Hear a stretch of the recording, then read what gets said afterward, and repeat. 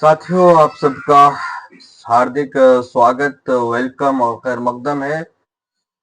आज की क्लास उन अभ्यर्थी और एस्पायरेंट्स के लिए बहुत इंपॉर्टेंट क्लास होने जा रही है, जो कि स्टेट 2025 के एस्पायरेंट है उसमें भाग लेने जा रहे हैं। आपका चाहे पेपर 1 या पेपर 2 कुछ भी हो, उसमें जो जनरल पेपर्स होंगे उसमें आर्ट्स ऑफ टीचिंग जो पूछे जाएंगे, टीचिंग एप्टीट्यूड के जो प्रश्न होंगे, उसी को आज हम डिटेल्स में देखेंगे एमसीक्यूज के माध्यम से। उससे पहले हम थोड़े बहुत थ्योरी जान लेते हैं, कॉन्सेप्ट्स को क्लियर कर लेते हैं, ताकि आपको एमसीक्यूज करने में काफी सहूलत और आसानी होगी। तो सबसे पहले समझते हैं कि टीचिंग किसे कहते हैं, शिक्षण किसे कहते हैं, शिक्षण क्या चीज है। तो शिक्षण वह प्रक्रिया है जिसमें शिक्षक विद्यार्थियों को ज्ञान, कौशल और मूल्यों को व्यवस्थित तरीके से, ध्यान दीजिएगा, व्यवस्थित तरीके से प्रदान करता है। Teaching is the process of imparting knowledge, skills and values to learners in a structured way। ये बहुत ही इंपॉर्टेंट, व्यवस्थित तरीके, मुनज्जम तरीके, स्ट्रक्चर्ड वे से टीचिंग करना, शिक्षण कार्य करना बहुत ही जरूरी है। तभी टीचिंग की परिभाषा कंप्लीट हो पाएगी। अगर आपकी टीचिंग स्ट्रक्चर्ड नहीं है, व्यवस्थित नहीं है, तो टीचिंग पर्पसफुल, मीनिंगफुल और मुफीद नहीं हो सकती है। इसलिए टीचिंग जब भी बोलेंगे तो व्यवस्थित जोड़ना, स्ट्रक्चर्ड जोड़ना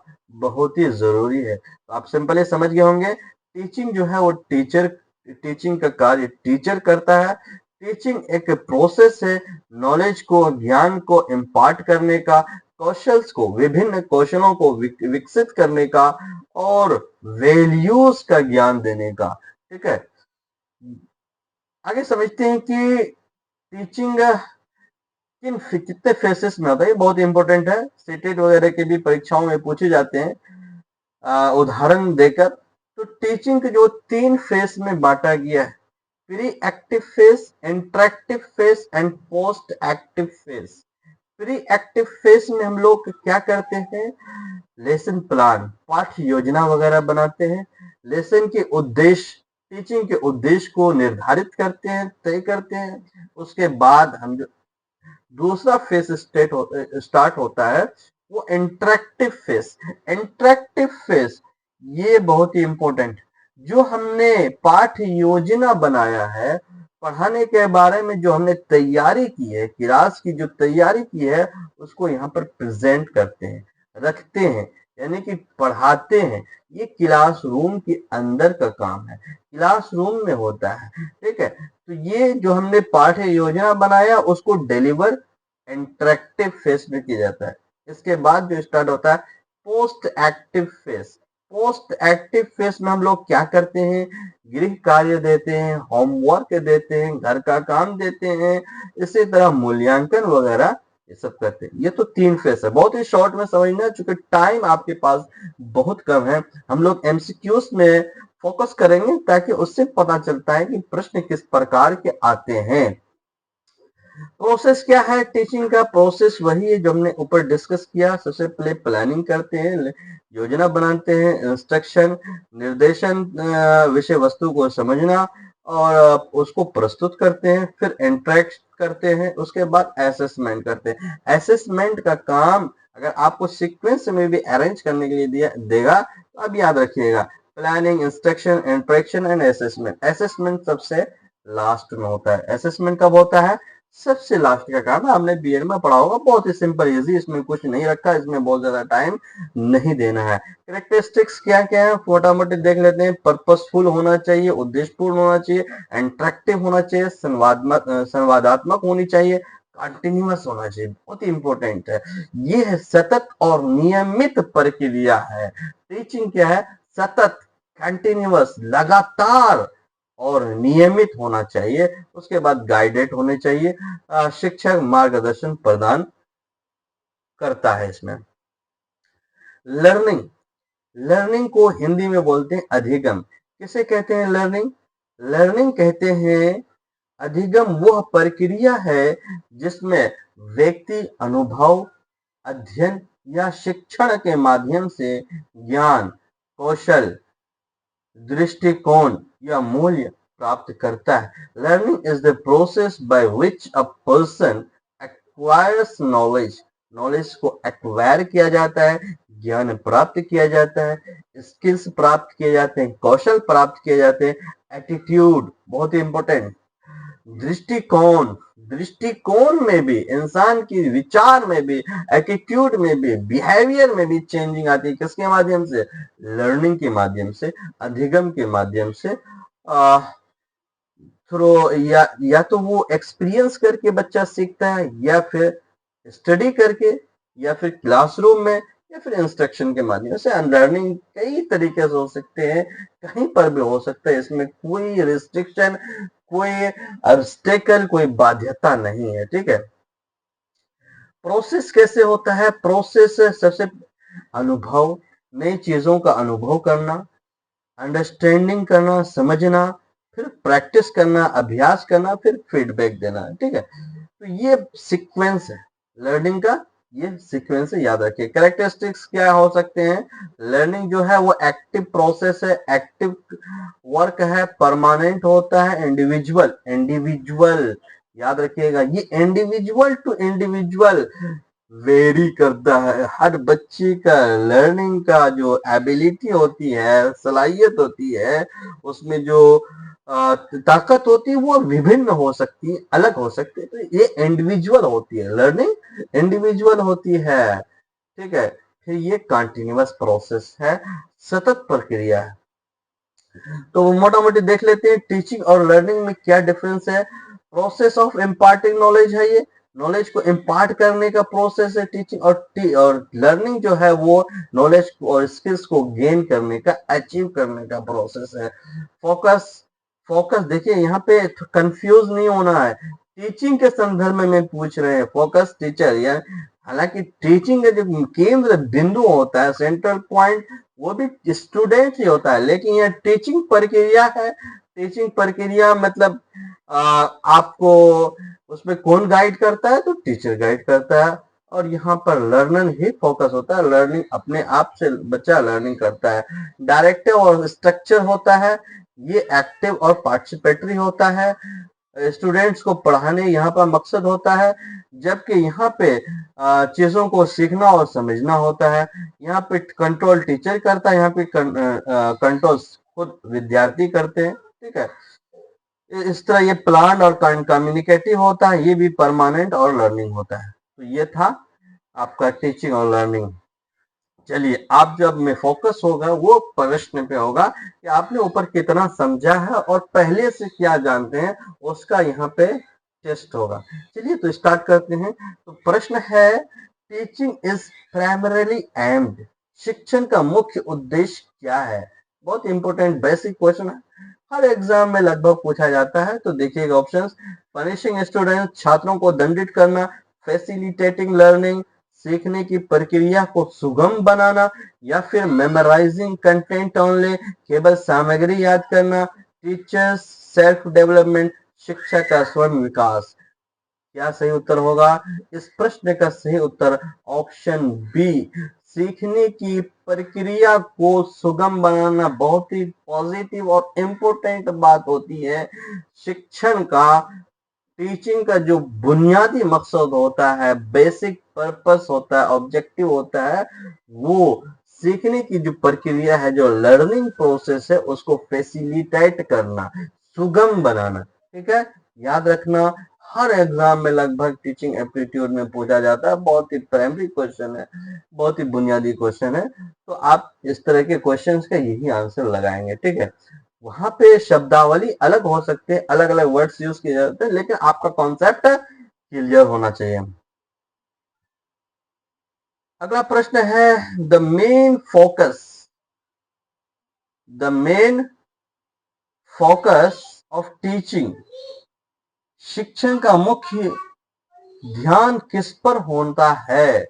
शिक्षण का ध्यान किस पर होता है, यानी शिक्षण कार्य में सबसे ध्यान किस पर दी जाती है? टीचर पर, लर्नर पर, बुक्स पर या फिर एग्जामिनेशन पर? देखिए, शिक्षण में सबसे ज्यादा ध्यान किस पर दिया जाता है? लर्नर पर, शिक्षार्थी पर, स्टूडेंट्स पर, विद्यार्थी पर, तालिबे इल्म पर सबसे ज्यादा ध्यान दिया जाता है। जब भी विद्यार्थी शिक्षण प्रक्रिया में आए तो सेंट्रल पॉइंट, केंद्र बिंदु कौन? स्टूडेंट्स। सबसे ज्यादा ध्यान किस पर दिया जाता है? स्टूडेंट्स पे। इसके अलावा कोई इसका सही उत्तर नहीं हो सकता। ऑप्शन बी सही उत्तर होगा।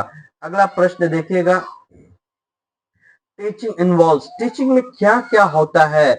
ओनली गिविंग इंफॉर्मेशन, केवल जानकारी देना, केवल जानकारी देना, गाइडिंग, फैसिलिटेटिंग, इवेल्युएटिंग लर्निंग, बच्चे को गाइड करना, फैसिलेट करना और लर्निंग को इवेल्युएट करना, या फिर ignoring learners needs, learners need को इग्नोर करना, जो विद्यार्थी की, शिक्षार्थी की, स्टूडेंट्स की जो जरूरत है उसको इग्नोर करना, या फिर ओनली टेस्टिंग नॉलेज, केवल नॉलेज को टेस्ट करना, एग्जामाइन करना। देखिए, ओनली शब्द वैसे नेगेटिव शब्द है, ओनली, केवल, ये सब नेगेटिव शब्द है। पॉजिटिव क्वेश्चन में वैसे ही इसको छांट देना है, ठीक है। इग्नोरिंग लर्नर्स नीड, बच्चे की नीड को आप इग्नोर नहीं कर सकते, बच्चे की नीड को आप इग्नोर नहीं कर सकते। Guiding, facilitating students, facilitating students या फिर इवेल्युएटिंग लर्निंग। देखिए, ये बहुत ही सुंदर और सुगम बात है कि बच्चे को टीचिंग में क्या किया जाता है? गाइड किया जाता है, मार्गदर्शन दी जाती है और टीचिंग मटेरियल को फैसिलिटेट किया जाता है, साथ ही लर्निंग जो हुआ है उसको इवेल्युएट किया जाता है। तो इस प्रश्न का ऑप्शन बी सही उत्तर हो जाएगा। Option B, guiding, facilitating and evaluating learners. Option A क्यों नहीं होगा? ओनली गिविंग इंफॉर्मेशन, केवल इंफॉर्मेशन दे देना। टीचिंग में यही, केवल यही काम नहीं होता है। तो केवल लग गया, वैसे नेगेटिव हो गया, तो केवल जानकारी देना ये नहीं होता है। तो ऑप्शन बी इस प्रश्न का सही उत्तर हो जाएगा। सीखने का मार्गदर्शन, सुविधा प्रदान करना और मूल्यांकन करना। ठीक, अगला प्रश्न है, learning can be defined as, learning को कैसे डिफाइन हम कर सकते हैं? अधिगम को इस रूप में परिभाषित किया जा सकता है, अस्थायी ज्ञान प्राप्ति, व्यवहार या ज्ञान में अस्थायी परिवर्तन, केवल सामग्री याद करना या फिर बिना समझे सुनना। अधिगम किस रूप में परिभाषित की जा सकती है? Temporarily knowledge gain, permanent change in behavior or knowledge, only memorizing content, listening without understanding, and बगैर अंडरस्टैंडिंग तो अब हो ही नहीं सकता, केवल मेमोराइजिंग नहीं होता है। Permanent changing, permanent change in behaviour, permanent change in behaviour, व्यवहार या ज्ञान में अस्थायी परिवर्तन, व्यवहार या ज्ञान में अस्थायी परिवर्तन, ये टीचिंग का उद्देश्य होता है। मेन उद्देश्य क्या होता है टीचिंग है? बहुत ही प्राइमरी है। मेन उद्देश्य ये होता है कि बच्चे की जो बिहेवियर है, जो जिंदगी है, उसमें चेंजिंग होनी चाहिए, है ना। ऑप्शन बी इस प्रश्न का सही उत्तर हो जाएगा, परमानेंट चेंज इन बिहेवियर और नॉलेज। अगला प्रश्न है, लर्निंग इज, लर्निंग क्या है? अधिगम क्या है? पैसिव रिसेप्शन ऑफ इंफॉर्मेशन, जानकारी को निष्क्रिय रूप से ग्रहण करना, निष्क्रिय, पैसिव, नेगेटिव शब्द है, छांट देना है। Active process of gaining knowledge and skills, ज्ञान और कौशल प्राप्त करने की सक्रिय प्रक्रिया, ये पॉजिटिव शब्द, सक्रिय पॉजिटिव है, निष्क्रिय नेगेटिव है। तो पहला ऑप्शन छट गया, दूसरा ऑप्शन ठीक ठाक लग रहा है। तीसरा ऑप्शन देखते हैं, मेमोराइजिंग विदाउट अंडरस्टैंडिंग, बगैर समझ के रटना बेकार बात है, नेगेटिव बात है, इसका कोई मतलब नहीं। अवॉइडिंग प्रैक्टिस, एक्सरसाइज को, अभ्यास को अवॉइड करना, इग्नोर करना, अभ्यास से बचना, ये भी नेगेटिव बात है। बिना समझ, ये भी नेगेटिव बात है। तो बचा कौन? Option B. ऑप्शन बी ज्ञान और कौशल प्राप्त करने की सक्रिय प्रक्रिया है। लर्निंग क्या है? ज्ञान और कौशल की सक्रिय प्रक्रिया, active process of gaining knowledge and skills. ऊपर हमने बताया था ना, ये एक्टिव प्रोसेस है। लर्निंग कैसा है? एक्टिव प्रोसेस है। अगला प्रश्न है, which of the following is essential for learning? Learning के लिए क्या जरूरी है? अधिगम के लिए निम्न में से कौन आवश्यक है? कौन आवश्यक है? प्रेरणा, आलस, प्रतिक्रिया की अनदेखी या फिर दंड। पनिश हो नहीं सकता, अनदेखा आप इग्नोर कर नहीं सकते, आलस, लेजीनेस, ये भी नेगेटिव बात है। लर्निंग के लिए सबसे ज्यादा जो जरूरी है वो प्रेरणा की, मोटिवेशन की जरूरत सर्वाधिक होती है। लर्निंग में लर्नर को अगर टीचर मोटिवेट कर देता है तो लर्निंग प्रोसेस बहुत ही पर्पसफुल, ऑब्जेक्टेड हो जाता है और उसके उद्देश्य को प्राप्त करना काफी इजी हो जाता है। तो motivation is a positive word. तो लर्नर के लिए मोटिवेशन का होना बहुत ही जरूरी है। अगला प्रश्न है, which is the correct sequence of teaching process? Teaching process का करेक्ट सीक्वेंस क्या होता है? इस प्रश्न में आपसे पूछा जा रहा है कि टीचिंग में सबसे पहले करते क्या हैं आप? क्या करते हैं? मूल्यांकन करते हैं पहले, योजना या फिर शिक्षण? योजना, शिक्षण, मूल्यांकन। शिक्षण, योजना, मूल्यांकन। मूल्यांकन, शिक्षण, योजना। देखिए, सबसे पहले आप क्या करते हैं? हमने बताया ना, सबसे पहले आप प्लानिंग बनाते हैं। क्या बनाते हैं? प्लानिंग, योजना बनाते हैं। उसके बाद क्या करते हैं? योजना बनाने के आप टीचिंग करते हैं, है ना, इंटरेक्ट करते हैं। प्लानिंग प्री एक्टिव फेज का पार्ट है, टीचिंग इंटरेक्टिव फेज का पार्ट है और इवेल्युएटिंग पोस्ट एक्टिव। सबसे बाद में क्या करते हैं? इवेल्युएट करते हैं, तो पोस्ट एक्टिव फेज। तो ऑप्शन बी इस प्रश्न का सही उत्तर होगा। हमेशा पूछा जाता है, रट लीजिए, समझ लीजिए, इस तरह के प्रश्न हमेशा पूछते हैं, तो आपको समझ में ये चीजें आनी चाहिए। अगला प्रश्न है, which is not a step in teaching process? निम्न में से कौन शिक्षण प्रक्रिया का हिस्सा नहीं है? योजना बनाना, इम्प्लीमेंटेशन करना, कार्यान्वयन करना, मूल्यांकन या फिर भूल जाना। देखिए, टीचिंग में हम क्या क्या नहीं करते हैं? प्लानिंग बनाते हैं, योजना बनाते हैं, इम्प्लीमेंट करते हैं, इवेल्युएशन भी करते हैं, ठीक है। फॉरगेटिंग, फॉरगेटिंग ये टीचिंग का हिस्सा नहीं है, टीचिंग प्रोसेस का हिस्सा नहीं है। ऑप्शन डी इस प्रश्न का सही उत्तर हो जाएगा। ऑप्शन डी इस प्रश्न का सही उत्तर हो जाएगा। अगला प्रश्न है, शिक्षण प्रक्रिया कैसी होती है? शिक्षण प्रक्रिया कैसी होती है? स्थिर और निश्चित, गतिशील और निरंतर, केवल परीक्षा के लिए, वैकल्पिक। वैकल्पिक नहीं है, केवल परीक्षा के लिए नहीं, गतिशील होती है, डायनेमिक होती है और कंटिन्यूअस होती है। ऑप्शन बी इस प्रश्न का सही उत्तर हो जाएगा। स्थिर, स्टैटिक और फिक्स नहीं होती है ना, ये भी ऑप्शन गलत है। ऑप्शन बी इस प्रश्न का सही उत्तर, गतिशील और निरंतर। अगला प्रश्न है, टीचिंग रिक्वायर्स? टीचिंग में क्या आवश्यक है, क्या जरूरी है? केवल विषय का ज्ञान, गलत बात, सिर्फ विषय का ज्ञान नहीं होना। योजना, विधियां, सामग्री और मूल्यांकन, प्लानिंग, मेथड्स, मटेरियल, सारी चीजों का की जरूरत होती है टीचिंग में, ये सही बात है। शिक्षार्थियों की आवश्यकताओं की अनदेखी करना आप इग्नोर नहीं कर सकते, केवल दंड देना नहीं। ऑप्शन बी इस प्रश्न का सही उत्तर हो जाएगा। योजना का ज्ञान होना चाहिए, योजना होनी चाहिए, प्लानिंग होनी चाहिए, लेसन प्लान होना चाहिए, मेथड ऑफ टीचिंग होनी चाहिए और इसके साथ साथ मूल्यांकन भी होना चाहिए। तीनों सब के सब जरूरी है। अगला प्रश्न, effective teaching should be, effective teaching कैसी होनी चाहिए? टीचर सेंटर्ड ओनली, गलत बात। Student centre and interactive, very good. Student centred होनी चाहिए, कैसी होनी चाहिए? स्टूडेंट सेंटर होनी चाहिए। इफेक्टिव टीचिंग की पहचान ही है कि वो आजकल हम लोग किसकी बात करते हैं? Child centred, student centred teaching होनी चाहिए, ठीक है।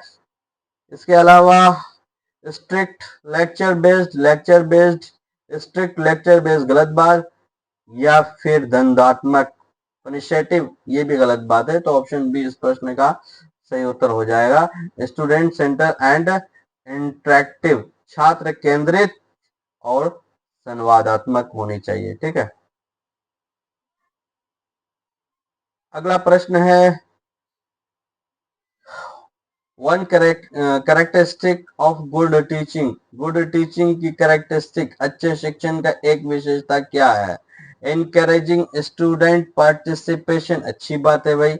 इग्नोरिंग स्टूडेंट फीडबैक, गलत बात।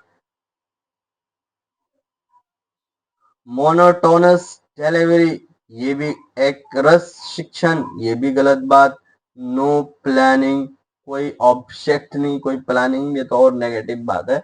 ऑप्शन बी इस प्रश्न का सही उत्तर हो जाएगा। स्टूडेंट को इनकरेज करना, मोटिवेट करना और उसकी भागीदारी को पकड़ बनाना, भागीदारी को बढ़ाना, ये सबसे ज्यादा स्टूडेंट टीचिंग के विषय। जितना बच्चे आपके टीचिंग में पार्टिसिपेट करेंगे, इन्वॉल्व होंगे, भाग लेंगे, एक्टिव रहेंगे, उतनी अच्छी आपकी टीचिंग होगी। ये बहुत ही सुंदर और सुगम बात है, अच्छी बात है। अगला प्रश्न है, teaching is considered successful when, teaching को आप कब कामयाब समझेंगे? शिक्षक तभी सफल माना जाता है कब? जब छात्र केवल याद करें, केवल, गलत बात। सीखने के उद्देश्य प्राप्त हो, सीखने के उद्देश्य प्राप्त हो तो अच्छी बात है। शिक्षक लगातार बोलते रहें, ये कोई, सिर्फ शिक्षक के बोलने से टीचिंग आपके उद्देश्य आप पूरे नहीं कर सकते। छात्र चुप रहें, छात्र ही चुप रहेगा तो फिर टीचिंग के ऑब्जेक्टिव कैसे पूरे होंगे, उद्देश्य कैसे पूरे होंगे? तो मेरे हिसाब से लर्निंग ऑब्जेक्टिव्स आर अचीव्ड, जब लर्निंग के ऑब्जेक्टिव्स, सीखने के उद्देश्य जब प्राप्त हो जाएंगे तो मेरे ख्याल से तब हम टीचिंग को सक्सेसफुल, कामयाब समझ सकते हैं। तो ऑप्शन बी इस प्रश्न का सही उत्तर हो जाएगा, ऑप्शन बी। अगला प्रश्न है, टीचिंग शुड बी, टीचिंग कैसा होना चाहिए? फ्लेक्सिबल एंड एडेप्टिव, लचीला और अनुकूलनीय, अच्छी बात है, ये ऐसी टीचिंग तो होनी चाहिए। Rigid and same for all, सभी बच्चों के लिए एक जैसा, एक गलत बात है। देखिए बच्चे में इंडिविजुअल वेरी करता है, फ्लेक्सिबिलिटी होनी चाहिए भाई, रिजिड नहीं होना चाहिए। एक ही तरीका, सेम तरीका, सेम मेथड सब बच्चों के लिए, गलत बात है। टीचिंग सक्सेसफुल और इफेक्टिव नहीं हो सकती ओनली बुक ओरिएंटेड, गलत बात। बुक ओरिएंटेड सिर्फ नहीं होनी चाहिए। इग्नोरिंग स्टूडेंट नीड्स, बच्चों की नीड्स को इग्नोर करना, ये भी गलत बात है। ऑप्शन ए इस प्रश्न का सही उत्तर हो जाएगा। लचीला और मूल्यांकन, लचीला और अनुकूलनीय होनी चाहिए, लचीला और अनुकूलनीय होनी चाहिए। अगला प्रश्न है, लर्निंग इन्वॉल्व्स, लर्निंग में क्या क्या शामिल है? Active engagement, passive listening, rote memorization only, avoiding practice. सक्रिय भागीदारी, निष्क्रिय सुनना, केवल याद करना, अभ्यास से बचना। अभ्यास से आप बच नहीं सकते, सिर्फ सिर्फ याद करना नहीं, निष्क्रिय पैसिव नहीं हो सकता है, सक्रिय भागीदारी। मैंने कहा ना, learning is a active process, learning is a active process, सक्रिय क्रिया है, सक्रिय प्रक्रिया है। इसमें एक्टिवनेस बहुत ही जरूरी होता है। सेकेंड ये जहां भी है आंख कान बंद करके, सेकेंड ये पॉजिटिव बात है, पॉजिटिव क्वेश्चन के साथ अटैच हो जाएगा। आप नेगेटिव पॉजिटिव करके भी प्रश्नों को सॉल्व कर सकते हैं। अगला प्रश्न है लर्निंग रिजल्ट। लर्निंग का परिणाम क्या होता है? अस्थाई ज्ञान, अस्थाई ज्ञान सॉरी, अस्थाई व्यवहार में परिवर्तन, कोई समझ नहीं, जल्दी भूल जाना। क्या होगा आपके हिसाब से? जल्दी भूल जाना, अधिगम। अगर ये परिणाम आ रहा है तो अधिगम आपका सक्सेस नहीं है। कोई समझ नहीं, ये भी अधिगम सक्सेस की बात नहीं है। अस्थाई नहीं, परमानेंट व्यवहार में चेंजिंग परिवर्तन होता है। लर्निंग में, लर्निंग का मतलब permanent changing in behaviour, permanent changing in behaviour. Option B इस प्रश्न का सही उत्तर हो जाएगा, अस्थाई व्यवहार परिवर्तन। अगला प्रश्न है motivation in learning. Motivation in learning अधिगम में प्रेरणा का क्या काम है? कैसा होना चाहिए? ऑप्शनल, वैकल्पिक है। सेकेंड अधिगम को प्रेरित करती है, समझ को कम करती है, अभ्यास को हतोत्साहित करती है, discouraging practice, reduce understanding, drive active learning, is optional. क्या होगा आपके हिसाब से? देखिए जब आप ऑप्शंस में गौर करेंगे तो इस प्रश्न का उत्तर आपके लिए बहुत ही इजी हो जाएगा। ठीक है, देखिए मोटिवेशन जो है लर्निंग का एक अभिन्न अंग है ना, कोर पार्ट है। मोटिवेशन से लर्निंग का जो ऑब्जेक्टिव है, लर्निंग के ऑब्जेक्टिव्स को अचीव किया जा सकता है। तो ये ऑप्शनल नहीं है, ये कोर पार्ट है। ये बात गलत है। सेकेंड अधिगम को प्रेरित करती है, सही बात है। जो एक्टिव लर्निंग को प्रेरित करती है, एक्टिव लर्निंग को सुगम बनाती है, कौन? मोटिवेशन। इसलिए मोटिवेशन बहुत जरूरी, अच्छी बात है। रिड्यूस अंडरस्टैंडिंग, अंडरस्टैंडिंग को कम करती है, समझ को कम करती है? नहीं, समझ को बढ़ाती है, समझ को बढ़ाती है। डिस्करेज प्रैक्टिस, प्रैक्टिस अभ्यास को हतोत्साहित करती है, डिस्करेज करती है? नहीं भाई, ये तो इनकरेज करती है स्टूडेंट्स को, अभ्यास को, अंडरस्टैंडिंग को। तो ऑप्शन बी इस प्रश्न का सही उत्तर हो जाएगा। सक्रिय अधिगम को प्रेरित करती है, किसको? सक्रिय अधिगम को प्रेरित करती है। अगला प्रश्न है फीडबैक इन लर्निंग।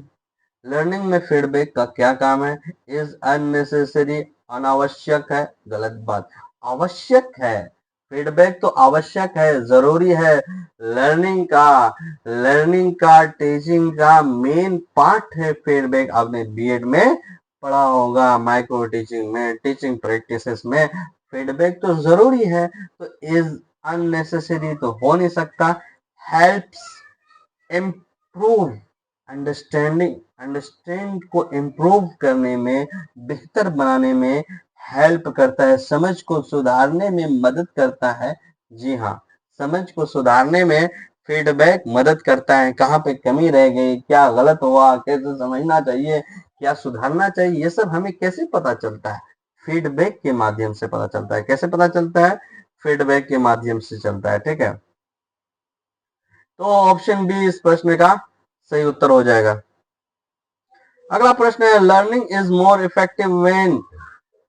अधिगम अधिक प्रभावी तब होगा, कब होता है? बहुत ही आसान क्वेश्चन है, सिंपल है। शिक्षार्थी सक्रिय रूप से शामिल हो, शिक्षार्थी निष्क्रिय हो, कोई बातचीत ना हो, केवल सीखना हो। बी सी डी ये सब के सब नेगेटिव बात। शिक्षार्थी सक्रिय रूप से शामिल होगा, एक्टिव रूप से पार्टिसिपेट करेगा, तब अधिगम क्या होगा? प्रभावी होगा। ऑप्शन ए इस प्रश्न का सही उत्तर हो जाएगा। अगला प्रश्न है प्रैक्टिस इन लर्निंग। लर्निंग में प्रैक्टिस का क्या काम है? ऑप्शनल है। reinforces नॉलेज एंड स्किल्स, ज्ञान और कौशल को मजबूत करता है, या फिर अनावश्यक स्मरण को कम करता है। स्मरण को कम नहीं करता है, रिटेंशन को कम नहीं करता है, अनावश्यक अननेसेसरी नहीं है, ज्ञान को और कौशल को मजबूत बनाता है। जी हाँ, अधिगम को जो आप practice, learning by experience, learning by exercise, ये लर्निंग को बहुत ही मजबूत बनाता है और देर तक बच्चों के जहन में रहता है। ऑप्शन बी इस प्रश्न का सही उत्तर हो जाएगा। Reinforces knowledge and skills, option B इस प्रश्न का सही उत्तर हो जाएगा। अगला प्रश्न है, लर्निंग क्या है? Individual only, can be social and collaborative, always passive, ignoring feedback. अधिगम क्या है? अधिगम क्या है? केवल व्यक्तिगत, सामाजिक और सहयोगात्मक भी हो सकता है, हमेशा निष्क्रिय या प्रतिक्रिया के को अनदेखा करना, इग्नोर नेगेटिव शब्द है, निष्क्रिय भी नेगेटिव शब्द है, सामाजिक और सहयोगात्मक भी हो सकता है। सही बात है, सोशल और कोलैबोरेटिव लर्निंग तो होता ही है। ऑप्शन बी इस प्रश्न का सही उत्तर हो जाएगा। केवल भी नेगेटिव बात है। नेगेटिव और पॉजिटिव करके बहुत सारे, ढेर सारे प्रश्न को आप अपना सही बना सकते हैं और ढेर सारा स्कोर अपने स्कोर कार्ड में ला सकते हैं। बहुत मतलब उतना टफ नहीं पूछा जाता है एस्टेट के टीचिंग एप्टीट्यूड में, बहुत इजी और सिंपल होता है। देखिए, शब्दावली अलग अलग होंगे लेकिन कॉन्सेप्ट आपको यही सब कॉन्सेप्ट पूछे जाते हैं। तो इसलिए ये जो क्लास है बहुत ही बेसिक क्लास और इम्पोर्टेंट क्लास है। अगर आपने अभी तक चैनल को सब्सक्राइब नहीं किया है तो आप इसको सब्सक्राइब भी कर सकते हैं। ठीक है, तो अगला प्रश्न है, लर्निंग आउटकम्स अधिगम के परिणाम क्या है? हर शिक्षार्थी के लिए हमेशा समान, व्यक्तिगत प्रयास और समझ पर निर्भर करता है, महत्व विहीन या फिर केवल याद किए हुए। लर्निंग आउटकम क्या होता है ना? लर्निंग आउटकम यानी कि आपके रिजल्ट, आपका जो ऑब्जेक्टिव बनाया है, क्या ऑब्जेक्टिव, आजकल लर्निंग आउटकम उसको बोलते हैं। तो ऑब्जेक्टिव क्या होता है? हर शिक्षार्थी के लिए हमेशा समान होता है, यानी कि हर स्टूडेंट का जो परिणाम होगा, लर्निंग आउटकम होगा, सेम होगा नहीं। इंडिविजुअल टू इंडिविजुअल वेरी करता है, बेसिक कॉन्सेप्ट है, याद कर लीजिए। व्यक्तिगत और प्रयास और समझ पर निर्भर करता है कि बच्चा कितना प्रयास कर रहा है, बच्चा कितनी मेहनत कर रहा है, शिक्षार्थी कितना लगन से पढ़ रहा है, कितना पार्टिसिपेट कर रहा है, इस पे डिपेंड करता है। इस पे डिपेंड करता है कि किस बच्चे की कितना अधिगम हुआ है, किस रफ्तार से हुआ है। तो ऑप्शन बी इस प्रश्न का सही उत्तर हो जाएगा। अगला प्रश्न है, अधिगम के लिए क्या आवश्यक है, क्या जरूरी है? सक्रिय भागीदारी, एक्टिव पार्टिसिपेशन, केवल याद करना, गलतियों की अनदेखी करना, शिक्षक का एक तरफा व्याख्या करना। अधिगम के लिए सबसे ज्यादा जो जरूरी है, टीचर एंड स्टूडेंट्स दोनों का सक्रिय भागीदारी, active participation in learning process and teaching process. Both processes are necessary active participations. Active participation की बहुत ही जरूरी होती है। एक्टिव बहुत ही पॉजिटिव बात है। तो ऑप्शन ए इस प्रश्न का सही उत्तर हो जाएगा। अगला प्रश्न है, रचनात्मक अधिगम में क्या शामिल हो? रचनात्मक अधिगम में क्या शामिल होना चाहिए? कंस्ट्रक्टिव लर्निंग में क्या होना चाहिए? देखिएगा, अंडरस्टैंडिंग कॉन्सेप्ट होनी चाहिए, सही बात है। ब्लाइंड मेमोराइजेशन, अंधाधुन याद करना, गलत बात। अंधाधुन रटते जा रहे हैं, समझ नहीं रहे हैं, ये गलत बात है। ठीक है, अभ्यास याद करना, अभ्यास की अनदेखी करना, अरे एक्सरसाइज को तो आप इग्नोर करिए, प्रैक्टिस, एक्सपीरियंस, इसको आप अनदेखी नहीं कर सकते हैं, इग्नोर नहीं कर सकते। निष्क्रिय सुनना, बस पैसिवली आप क्लास में बैठे हैं, कुछ नहीं होने वाला उससे। अभ्यास को इग्नोर नहीं कर सकते, खाली रट्टा मार रहे हैं, ये भी रचनात्मक अधिगम की पहचान नहीं है। रचनात्मक अधिगम में कंस्ट्रक्टिव लर्निंग में जो सबसे ज्यादा जरूरी है वो अवधारणाओं की समझ, कॉन्सेप्ट्स की अंडरस्टैंडिंग। जो थ्योरीज है, जो कॉन्सेप्ट है, उसको अंडरस्टैंड कर रहे हैं, उसको अंडरस्टैंड कर रहे हैं। अगला प्रश्न है और अंतिम प्रश्न है इस सेशन का, effective teaching and learning together lead, effective teaching and learning lead, प्रभावी शिक्षण और अधिगम साथ में किसकी ओर ले जाते हैं? प्रभावी शिक्षण और अधिगम दोनों ही एक साथ हो तो तब क्या होगा? Student success and development, student छात्र की सफलता होगी, विकास होगी, कंफ्यूजन एंड बोर्डम, भ्रम और उब होगी, या फिर केवल परीक्षा अंक आएंगे, या फिर कोई लाभ नहीं होगा। देखिए, जब इफेक्टिव टीचिंग भी होगी और इफेक्टिव लर्निंग भी होगी तो स्वाभाविक है तब छात्र की सफलता भी होगी और छात्र का विकास भी होगा। तो ऑप्शन ए इस प्रश्न का सही उत्तर हो जाएगा। तो ये हमने जो बेसिक क्वेश्चंस थे, बेसिक कॉन्सेप्ट से उसको क्लियर करने की कोशिश की। अगर आपको किसी तरह का प्रश्न है, किसी डाउट है, कोई कंफ्यूजन है, तो आप कमेंट बॉक्स में लिख सकते हैं और हमारे साथ साझा कर सकते हैं। ऐसे ही क्लासेस के लिए आप हमारे साथ जुड़ सकते हैं, चैनल को सब्सक्राइब कर सकते हैं। Thank you so much.